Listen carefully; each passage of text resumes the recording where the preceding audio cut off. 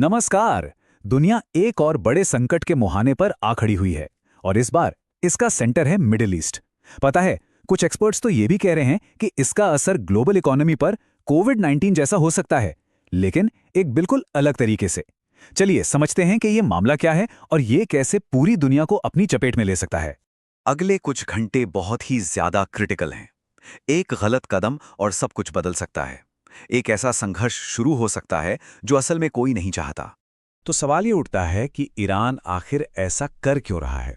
देखिए, ईरान ने धमकी दी है कि वो आज रात मिडिल ईस्ट में अमेरिकी कंपनियों पर हमला करेगा और इसकी वजह है हाल ही में हुआ एक कथित अमेरिकी इजरायली हमला, और ईरान कह रहा है कि ये उसी का जवाब होगा। पर यह सिर्फ ईरान और अमेरिका के बीच की बात नहीं है।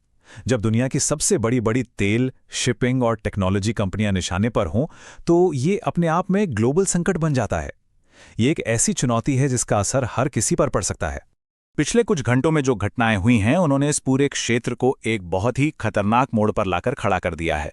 लेकिन पर्दे के पीछे असल में चल क्या रहा है? और मानो ये तनाव काफी नहीं था, अब अमेरिका एक ऐसा कदम उठाने जा रहा है जो इस आग में घी डालने जैसा है। ये एक बहुत बड़ा पॉलिसी शिफ्ट है। राष्ट्रपति ट्रंप ने एक ऐसा बयान दिया है जिससे सब चौंक गए हैं।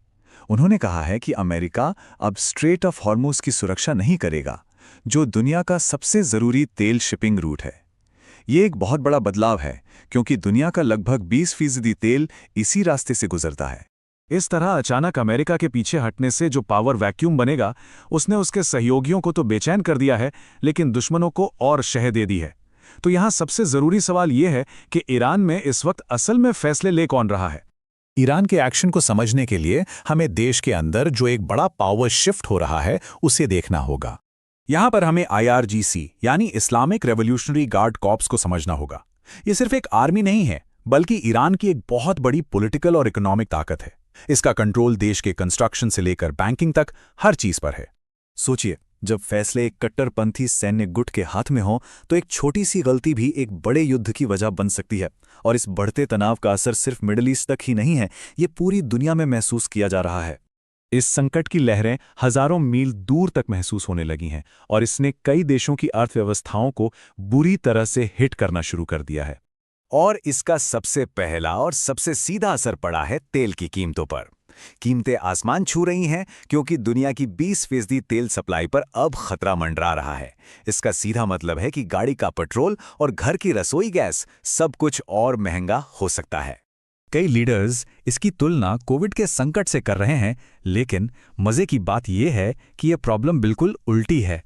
तब तेल बहुत ज्यादा था और खरीदार नहीं थे, और अब शायद तेल ही काफी ना हो। और दिलचस्प बात यह है कि अमेरिका के सबसे करीबी सहयोगी देश भी इस लड़ाई से दूर भाग रहे हैं। वे मिलिट्री एक्शन के बजाय अपनी इकोनॉमी को बचाने पर फोकस कर रहे हैं, और इस बात से राष्ट्रपति ट्रंप बिल्कुल भी खुश नहीं हैं।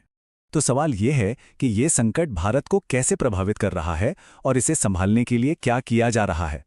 भारत अपनी तेल की ज्यादातर जरूरतों के लिए इंपोर्ट पर निर्भर है। इसलिए सरकार ने फॉरेन एक्शन लिया। फ्यूल पर टैक्स घटा दिया गया ताकि आम आदमी पर इसका ज्यादा बोझ न पड़े, और यही मॉडल अब ऑस्ट्रेलिया जैसे देश भी अपना रहे हैं। लेकिन असर सिर्फ पेट्रोल पंप तक नहीं है। हवाई यात्रा महंगी हो गई है, विदेश में काम करने वाले भारतीयों से आने वाले पैसे पर असर पड़ रहा है, और कई परिवार अपने ट्रैवल प्लान्स को कैंसिल करने पर मजबूर हैं। सिचुएशन इतनी गंभीर है कि प्रधानमंत्री ने खुद एक हाई लेवल सिक्योरिटी मीटिंग बुलाई है। हम एक बहुत ही नाजुक मोड़ पर हैं।